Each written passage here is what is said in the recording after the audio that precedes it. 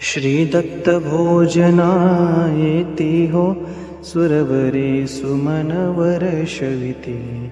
सुरवरे सुमन वर्षविती श्री दत्त भोजना आले हो आकाशी वाद्य वाजविले